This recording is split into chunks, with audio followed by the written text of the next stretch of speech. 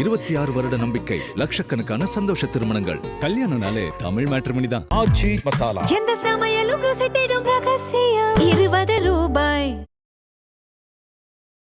விசாக நட்சத்திரம், விசாகன் அப்படின்னாவே மயில் மீது ஆரோகணித்து வருகிறவன் அப்படின்னு அர்த்தம். கந்த புராணத்தை முழுமையா படிச்சீங்கன்னா முருகப்பெருமான் எங்கும் பிறந்ததாக சான்று கிடையாது. முருகப்பெருமான் பிறவான் இரவான், செம்மான் மகளை திருடும் திருடன் பெம்மான் முருகன் பிறவான் இரவான். அவனுக்கு டிஓ பியும் கிடையாது, டிஓ டியும் கிடையாது. கட்டி தங்கம் சிவபெருமான், அதை கலந்து செய்த நெருப்புல போட்டு சுட்டு அதன் மூலமாக செய்த ஒரு ஆபரணம் முருகப்பெருமான்.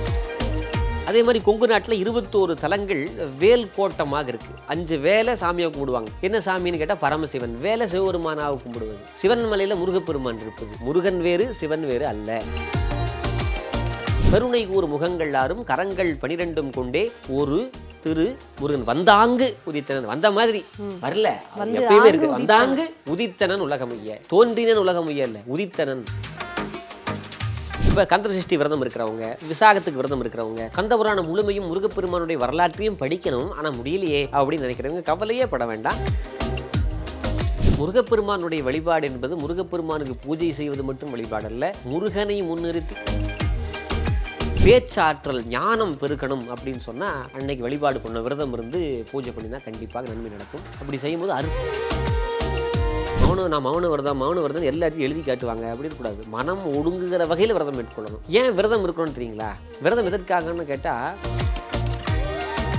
நம்முடைய அருணகிரிநாத பெருமானுடைய நிறைவு பாடல் இந்த பாடல். அவர் கிளிரூபம் எடுத்து அந்த அனுபூதியில் கடைசியாக முருகனை அனுபவித்து குருவாக வந்து அருள் செய்ய வேண்டும் முருகா. புத்தருக்கே வைகாசி விசாகத்தன்னை தான் ஞானம் கிடைச்சிருக்கு. புக்ஸில் வேற எங்கேயோ கலெக்ட் பண்ண அறிவில்லை, தானாக தேடி கண்டுபிடித்து சுயம் வெளிப்பட்டிருக்கு. நான் முதல்லயே சொன்னேன். ஐபிசி பக்தி நேயர்களுக்கு இனிமையான இந்நேரத்து வணக்கங்கள். இன்று நம்மோடு ஆன்மீக பேச்சாளர் பேராசிரியர் சிவ சதீஷ்குமார் இணைஞ்சிருக்காரு. அவர்கிட்ட நிறைய விஷயங்கள் ஆன்மீகம் தொடர்பில் கேட்கலாம். சார் வணக்கம்.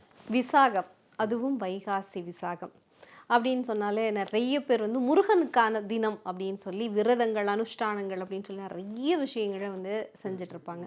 இந்த வைகாசி விசாகம் அப்படிங்கிறதுக்கான பெயர் காரணம் என்கிறது என்னங்க சார்? நட்சத்திரங்களில் ஒவ்வொரு நட்சத்திரத்துக்கும் ஒரு தனித்தன்மை உண்டு. அதிலும் ஒவ்வொரு மாதத்திலும் பௌர்ணமி தேதி வந்து சில நட்சத்திரங்களோட சேர்ந்து வரும். அந்த நாள் சிறப்பான நாள். இப்போ சித்திரை மாதத்தில் சித்திரை நட்சத்திரத்துக்கு ஒரு சிறப்பு. அது மாதிரி வைகாசி மாதத்தில் விசாக நட்சத்திரமும் பௌர்ணமியும் சேர்ந்து வரும். ஆணி மாதத்தில் மூல நட்சத்திரமும் பௌர்ணமியும் சேர்ந்து வரும். அந்த நாள் தான் அருணகிரிநாத பெருமானுடைய குரு பூஜை. ஆவணியில் அவிட்டமும் பௌர்ணமியும் சேர்ந்து வரும். ஐப்பசியில் சதயமும் பௌர்ணமியும் சேர்ந்து வரும். அந்த சதய நட்சத்திரம் தான் ராஜராஜ சோழனுடைய பிறந்த நட்சத்திரம். அன்னைக்கு தான் அன்னாபிஷேகம் பிரகதீஸ்வரருக்கு நடக்குது. அதே மாதிரி ஐப்பசிக்கு அடுத்து கார்த்திகை மாதத்தில் கார்த்திகை நட்சத்திரமும், அதாவது கிருத்திகை நட்சத்திரமும் பௌர்ணமியும் சேர்ந்து வரும். அன்னைக்கு தான் நம்ம விளக்கேற்றுறோம். அதே மாதிரி கார்த்திகை அடுத்தது மார்கழியில் திருவாதிரையும் பௌர்ணமியும் சேர்ந்து வரும். அன்னைக்கு தான் ஆருத்ரா தரிசனம்.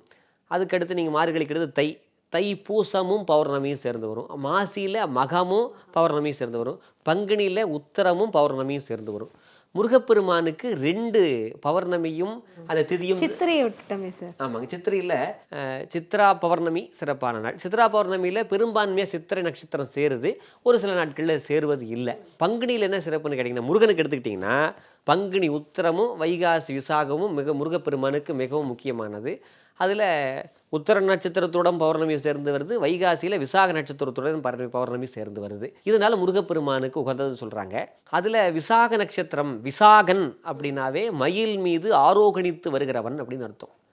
வி அப்படின்னு சொன்னால், வி என்ற சொல்லுக்கு தமிழ் எத்தனையோ பொருள்கள் இருக்குது. எப்படின்னு கேட்டிங்கன்னா, வி அப்படின்னா அதிகமான அப்படின்னு ஒரு அர்த்தம் இருக்குது, தனக்கு மேல் ஒன்று இல்லாத அப்படின்னு இருக்குது. ஆனால் இந்த இடத்துல வி என்பது எதை குறிக்குதுன்னு கேட்டால் மயில். சாகன் அப்படின்னா பயணிக்கக்கூடியவன், பயணித்து வருகிறவன் பேரு. விசாகத்தில் தமிழ்ல கோமா அப்படி இருக்கிற மாதிரி வி அப்படிங்கிறதுக்கு மயில் அப்படின்னு இது வந்து தமிழ்னு சொல்ல முடியாது. அதாவது தட்பமம் தத்சமம்னு சொல்லி இலக்கணத்தில் சொல்லுவாங்க. வி அப்படிங்கிறது வடமொழியிலிருந்து வந்து கலந்த சொல் தான். தமிழில் தான் ஓர் எழுத்து ஒரு மொழின்னு இருக்குது. ஒரு எழுத்தே ஒரு சொல்லாக வரும். ஆங்கிலத்தில் அப்படி இருக்கான்னு கேட்டால் வேறு மொழிகள் இருக்கான்னு எனக்கு தெரியாது. நான் தமிழ்வாதியாரன்னு தமிழ் தான் சொல்ல முடியும். வா அப்படின்னா வா, போ அப்படின்னா போ, மா அப்படின்னா பெரிய, தே அப்படின்னா தெய்வம், நா அப்படின்னா நாக்கு, ஆ அப்படின்னா பசு. இப்படி தமிழில் ஒரு எழுத்தே ஒரு சொல்லாக வரக்கூடியது. அந்த வகையில் வி என்றால் மயில், சாகன் என்றால் அதில் ஆரோகணிக்கிறவன் அப்படின்னு அர்த்தம். ஆனால் இன்றைக்கி பல வீடியோக்களை பார்க்குறேன், சில பேர் சொல்கிறாங்க முருகப்பெருமான் வந்து அன்னைக்கு தான் பிறந்தார், வைகாசி விசாகத்தில் தான் பிறந்தார், இவங்க என்னமோ பர்த் சர்டிஃபிகேட்டே வாங்கின மாதிரி பேசுகிறாங்க. உண்மையிலேயே கந்த புராணத்தை முழுமையாக படிச்சிங்கன்னா முருகப்பெருமான் எங்கும் பிறந்ததாக சான்று கிடையாது. முருகப்பெருமான் பிறவான் இரவான், செம்மான் மகளை திருடும் திருடன் பெம்மான் முருகன் பிறவான் இரவான். அவனுக்கு டிஓபியும் கிடையாது, டிஓடியும் கிடையாது. டிஓபி இருந்தால் தான் டிஓடி. முருகப்பெருமானுக்கு ஜெயந்தி விழா எங்காவது கொண்டாடுறாங்களோ? இப்போ விசாகம் முருகப்பெருமான் அவதரித்ததுன்னு சொல்கிறாங்களே, முருகப்பெருமான் கோயிலில் சுப்பிரமணிய ஜெயந்தின்னு கொண்டாடுறாங்களா? கிடையாது. ஆனா சார், ஆதியும் அந்தமும் இல்லாதது சிவன் அப்படின்னு சொல்லி நம்ம சொல்றோம். ஆனா முருகனுக்கு ஒரு ஆதி இருக்கிறது தானே தான் நம்ம சொல்றோம். முருகப்பெருமான் வேறு சிவபெருமான் வேறுன்னு நினைக்க கூடாதுங்க. நினைச்சதுனால தாங்க சூரபத்மனை சூரசம்காரம் செய்யப்பட்டான். முருகன் என்பது யார்? அருமுக சிவன். முருகப்பெருமான் வேறு சிவபெருமான் வேறு அல்ல. கட்டி தங்கம் சிவபெருமான், அதை கலந்து செய்த நெருப்புல போட்டு சுட்டு அதன் மூலமாக செய்த ஒரு ஆபரணம் முருகப்பெருமான். முருகன் வேறு சிவன் வேறுன்னு நம்ம நினைக்கக்கூடாது. அப்படி நினைக்காம இருக்கணுங்கிறதுக்கு உதாரணம் சொல்கிறேன். கொங்கு நாட்டில் ஒரு மலைக்கு சிவன் மலைன்னு பேர். அந்த சிவன் மலையில் சிவாஜலபதியாக முருகப்பெருமான் தான் இருக்கிறார். அதே மாதிரி கொங்கு நாட்டில் 21 தலங்கள் வேல் கோட்டமாக இருக்குது. 5 வேலை சாமியை கும்பிடுவாங்க. என்ன சாமின்னு கேட்டால் பரமசிவன். வேலை சிவபெருமானாக கும்பிடுவது. சிவன் மலையில் முருகப்பெருமான் இருப்பது. முருகன் வேறு சிவன் வேறு அல்ல. ஹரஹர அப்படிங்கிற நாமம் யாரை குறிக்கும்? ஹரனா என்ன? ஹரனா சிவபெருமான். அரங்கிற மந்திரத்தை எங்க போய் சொல்றோம்? சிவன் கோயிலே சொல்றோம், முருகன் கோயிலே சொல்றோம். அப்ப முருகன் வேறு சிவன் வேறு அல்ல. அது கந்தபுராணமே சொல்லுது. அருவமும் உருவமாகி அனாதியாய் பலவாய் ஒன்றாய் பிரமமாய் என்ற சோதி பிளம்பு அது ஒரு மேனியாகி கருணை கூறு முகங்கள் ஆறும் கரங்கள் 12 கொண்டே ஒரு திரு முருகன் வந்தாங்கு உதித்தனன். வந்த மாதிரி வரல, எப்பயுமே இருக்கு. வந்தாங்கு உதித்தனன் உலகமைய, தோன்றினன் உலகமைய இல்ல, உதித்தனன். இப்போ சூரியன் வந்து காலையில் வருதுன்னா தோன்றுச்சுன்னா சொல்கிறோம் சூரிய உதயம், சூரியோதயம் சொல்கிறோம். மறைந்திருக்கிற ஒன்று வெளிப்படுது. சிவபெருமானுக்கு 5 முகம். 5 முகம் ஒன்று மேல் நோக்குவது, 4 முகம் 4 திசை நோக்குவது. கீழ் நோக்குகிற முகத்துக்கு அதோ முகம்னு பேர். அது ஞானிகளுக்கு மட்டும்தான் தெரியும். இன்றைக்கும் கூட எப்படி அதோ முகம்னு நீங்கள் கேட்டால் சொல்லலாம். ஒருத்தர் நல்லா செல்வ செழிப்பில் பெரிய ஆளாக இருக்கான், அவன் தவறான வழியில் போகிறான். தவறான வழியில் போய் ஒரு ரொம்ப தாழ்வான கதிக்கு வந்துட்டு அவனோட கதி என்ன சொல்கிறோம்? அதோ என்பது கீழ் நோக்குவது. முருகப்பெருமான் சிவபெருமானுடைய 6வது முகமாக வெளிப்பட்டார். அதனால் சிவன் வேறு முருகப்பெருமான் வேறு அல்ல அப்படிங்கிற புரிதல் வேண்டும். அதனால தான் சொல்கிறேன், வைகாசி விசாகத்தில் முருகப்பெருமான் பிறக்கவில்லை. அது முருகப்பெருமானுக்கு உகந்த நட்சத்திரம், வழிபடுவதற்குரிய நட்சத்திரமே தவிர முருகப்பெருமான் பிறந்தார் என்று சொல்வது பிழை. இதை நான் சொல்ல, கந்தபுராண கட்சி அப்புறம் எடுத்து பார்த்தாலும் தெரியும். அல்லது குட்டி கந்த புராணம் அப்படின்னு ஒன்று இருக்குது சார். இந்த குட்டி கந்த புராணம் அப்படின்னு சொல்கிறீங்க இல்லையா? கந்த புராணம் கேள்விப்பட்டிருக்கோம். அது என்ன சார் குட்டி கந்த புராணம்? கந்த புராணம் இருக்கிற புராணங்களே அதிகமான தமிழில் பாடல்களுடைய ஒரு இலக்கியம் அப்படின்னா கந்த புராணம் தான். 13,000 பாட்டு. அதில் அத்தனை நம்மளால் படிக்க முடியுமா அப்படின்னு கேட்டால் முடியாது. முருகப்பெருமானுக்கு ரொம்பவும் பிடிச்சது என்னென்னு கேட்டால் தமிழ் பாடல்களை படிப்பதும் பாடுவதும் தான். செந்தமிழ் சொல் பாவின் மாலைக்கார அப்படின்னு ஒரு வரி வருது. முருகப்பெருமான் யாரை பார்த்து ரசிப்பார் அப்படின்னு கேட்டால் புலவர்களை ரசிப்பாராம். புலவரை ரசிக்கும்னே ஒரு திருப்புகழ் தொடங்குகிறது. அப்போ தமிழில் பாடுனா முருகப்பெருமான் ரொம்ப ரொம்ப ரொம்ப பிடிக்கும். சரி, கந்தபுராணத்தை முழுமையாக படிக்க முடியுமா? முடியாது. ரொம்ப அவகாசம் கிடையாது. அப்போ சுருக்கமாக படிக்க முடியுமா, உருக்கமாக படிக்க முடியும்னா அதுக்கு தான் குட்டி கந்தபுராணம்னு இருக்குது. 122 கன்னிகள். ஒவ்வொரு கண்ணினா 2 வரிகள் இருக்கும். சரிங்களா? 244 வரிகளில் கந்தபுராணம் முருகப்பெருமான் உதித்ததிலிருந்து எல்லாமே வந்துடும். பூமேவு செங்கமல புத்தேடும் தேரறிய பாமேவு தெய்வ பழமறையும் நாதமும் நாதாந்த முடிவும்னு தொடங்கும். முடிக்கிறது எப்படி முடிக்குன்னு கேட்டால், ஆசு முதல் நாற்கவியும் அட்டாவதானம் சீர் பேசுமியல் பல்காப்பிய தொகையும் ஓசை எழுத்து முதலாம் 5 இலக்கணமும் தோய்ந்து பழுத்த தமிழ் புலமை பாலித்து இம்மை பிறவியில் இருவாதனை அகற்றி மும்மை பெருவலங்கள் மோசித்து தம்மையும் விடுத்து ஆயும் பல அடியாருடன் கூட்டி தோயும் பரலோகம் துய்ப்பித்து சேய் அடியேற்கும் பூங்கமல கால் காட்டி அடியேற்கு முன்னின்று அருள் அப்படின்னு முடியும். இது வந்து கந்தர் கலிவென்பா. கந்தர் கலிவென்பா தான் குட்டி கந்தபுராணம். இதை பாடியவர் குமரகுருபர சுவாமிகள். அவர் வந்து குறிப்பிட்ட வயசு வரைக்கும் பேச முடியாமல் இருக்காரு, பேச்சு இல்லாமல் இருக்காங்க. அப்போ சகலகலாவல்லி மாலை பாடினா அவரே தான் அந்த குமரகுருபரரே தான். சகலகலாவல்லி மாலையை பாடின குமரகுருபரரே தான். திருச்செந்தூர் முருகப்பெருமானுடைய அருளால் பேசும் வாய்ப்பை பெற்றார். முருகப்பெருமானை பார்க்கிற போது அவருடைய முகத்தை பார்க்கல, காலை பார்க்கல, கையை பார்த்தார், கையில் இருக்கக்கூடிய மலரை பார்த்தார். மலர் பூஜாமூர்த்தி இல்லையா திருச்செந்தூர் முருகன்?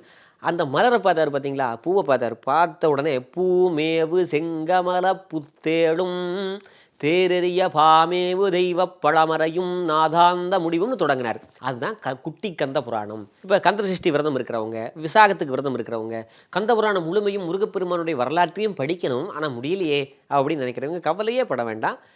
நம்முடைய குமரகுருபர சுவாமிகள் திருவாய் மலர்ந்த கந்த புராணத்தினுடைய ஒரு சாறு, ஒரு பிழிவு குட்டி கந்த புராணம், கந்தர் கலிவெண்பா. இதை படித்தால் முருகப்பெருமானுடைய கந்த புராணத்தை படித்த பலன் இதுக்குண்டு.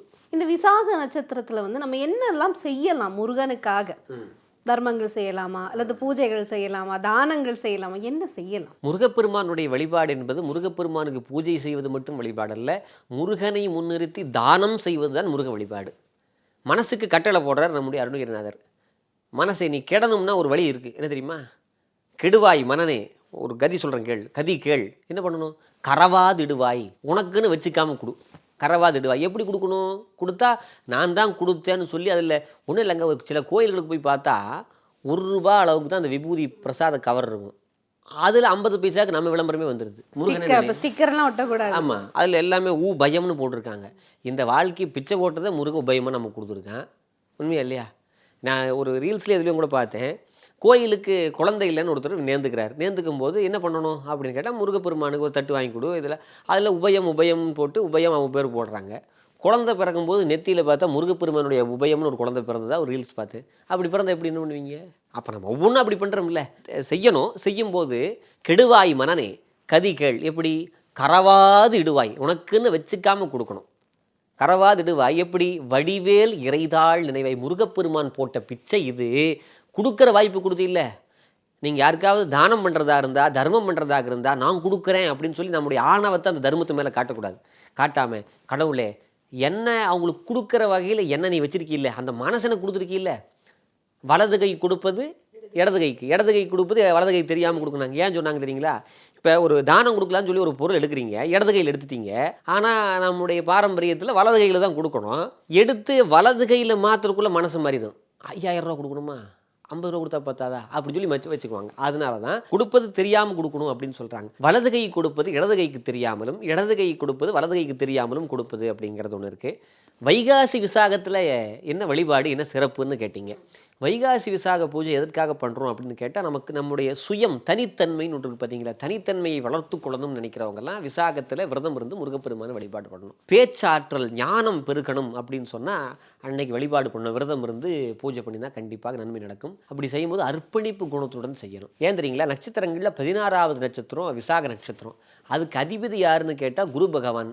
ஆனால் அதை ஆட்கொள்ளக்கூடிய மாபெரும் தெய்வம் யாருன்னா முருகப்பெருமான். அப்போ குருவினுடைய கடாட்சம் கிடைக்கணும்.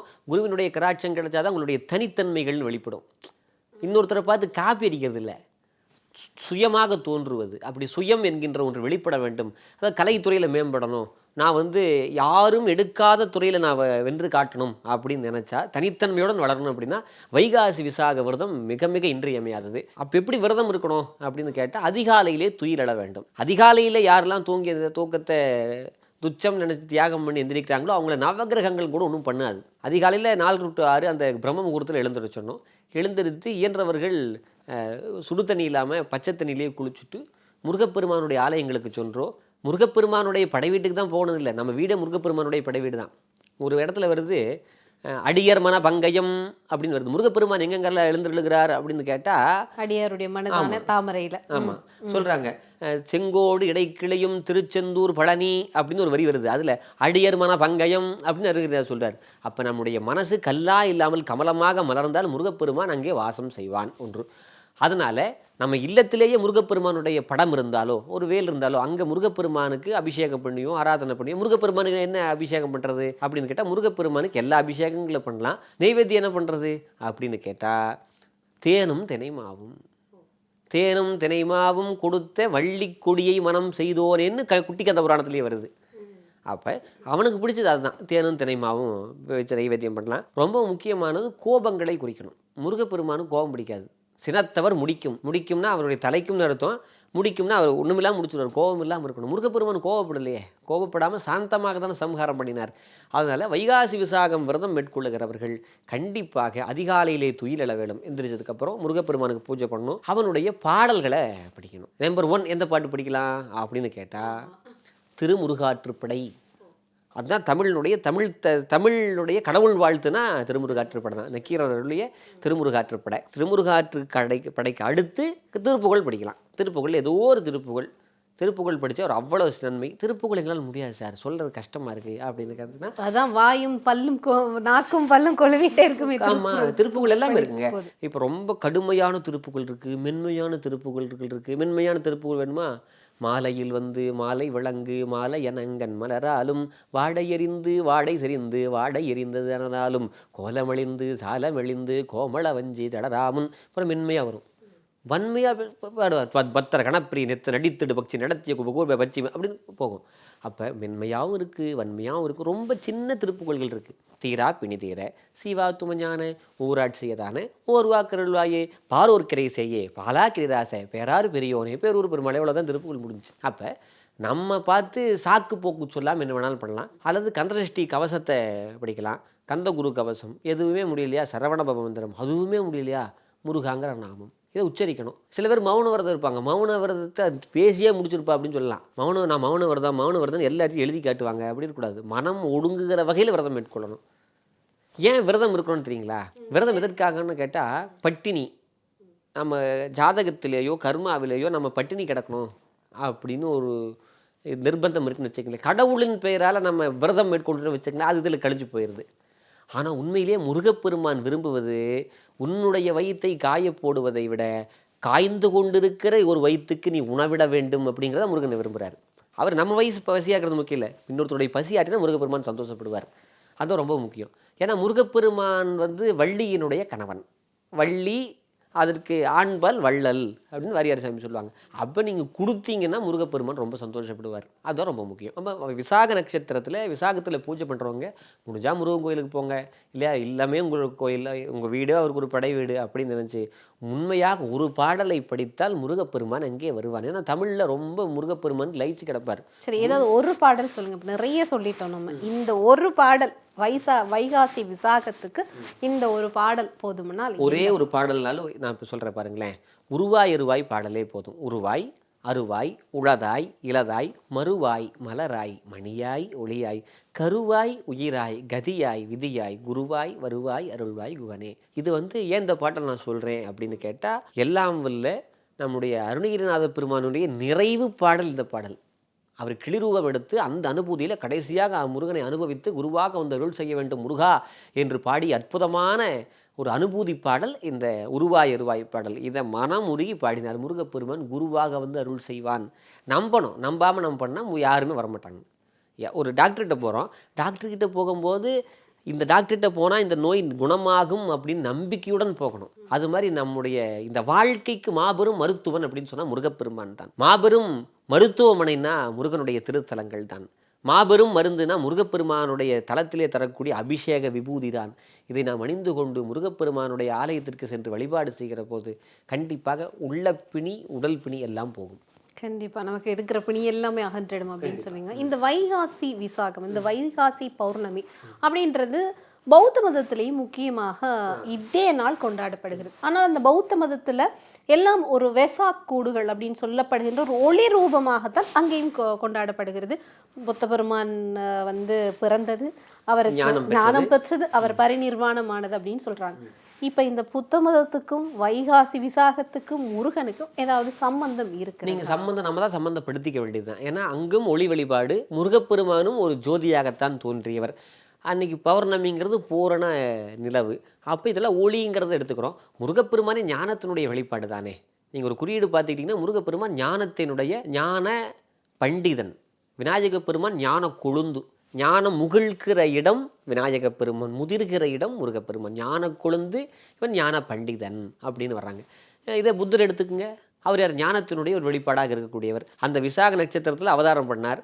உண்மையான பிறப்பு அதுன்னு இல்லை, அவர்கிட்ட ஞானம் பிறந்தது பார்த்தீங்களா, அதுதான் உண்மையான பிறப்பு. ஒரு ஒரு குழந்தை பிறக்கிற போது அது சிறப்படைவதில்லை, அது சிறக்கிற போது உண்மையான சிறப்பை அடைகிறது. கருத்தரிப்பதெல்லாம் குழந்தை அல்ல, கருத்தறிந்து நடப்பதுதான் குழந்தை. அந்த கருத்தறிந்து வேலை செய்யக்கூடிய தன்மை அப்படிங்கிறது ரொம்ப முக்கியம். அந்த வகையில் விசாக நட்சத்திரத்தில் அவர் ஞானம் பெற்றார் பார்த்தீங்களா, அது முக்கியம். புத்தருக்கே வைகாசி விசாகத்தன்னைக்கு தான் ஞானம் கிடைச்சிருக்கு. புக்ஸில் வேற எங்கேயோ கலெக்ட் பண்ண அறிவில்லை, தானாக தேடி கண்டுபிடித்து சுயம் வெளிப்பட்டுருக்கு. நான் முதலியே சொன்னேன், சுயம் வெளிப்பட வேண்டும் என்று சொன்னால் வைகாசி விசாகம் நமக்கு துணை நிற்கணும்னு சொன்னேன். அந்த வகையில் புத்தருக்கே சுயம் வெளிப்படுவதற்கு ஒரு நாள் உதவி இருக்குன்னா அது வைகாசி விசாகம். நாமெல்லாம் பித்தர்கள், நான் என்ன சொல்கிறேன், நான் பித்தன், எனக்கு வரணும் அப்படின்னு சொன்னால் வைகாசி விசாகம் கண்டிப்பாக நன்மை செய்யும். ஏன் விசாக நட்சத்திரத்துக்கு தான் அறிவு வரணுமா, பௌர்ணமியில் தான் வரணுமா, அமாவாசையில் வரக்கூடாதா அப்படின்னு கேட்டால் சில நாட்களுக்கு சில தனித்தன்மைகள் உண்டு. அந்த நாட்கள் அதை செய்கிற போது இன்னும் சிறப்பாக இருக்கும். வைகாசி விசாகம் பலருக்கும் பல புரிதல்கள் இருந்திருக்கும். இன்றைக்கு வந்து இந்த காணொளி பார்க்குறவங்களுக்கு ஒரு வேறு மாதிரியான ஒரு புரிதலுக்கு அவங்க வருவாங்க அப்படின்னு சொல்லி நினைக்கிறேன். அதாவது தனித்துவத்தை தேடுபவர்களுக்கு கண்டிப்பாக வைகாசி அப்படின்பது மிகப்பெரிய உதவியாக இருக்கும் அப்படின்பதான் இன்றைய காணொளியினுடைய கருத்தாக இருக்குது. இந்த நேரத்துக்கும் நேர்காணலுக்கும் உங்களுக்கும் ரொம்பவே நன்றிங்க. நன்றிங்க.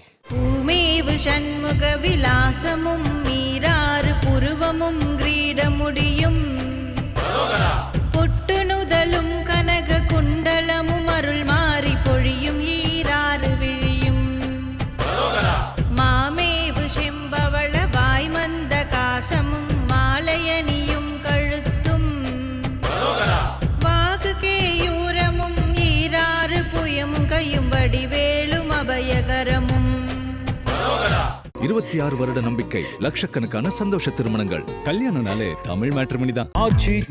எந்த சமையலும் ருசி தேடும் ரகசியம் 20 ரூபாய்.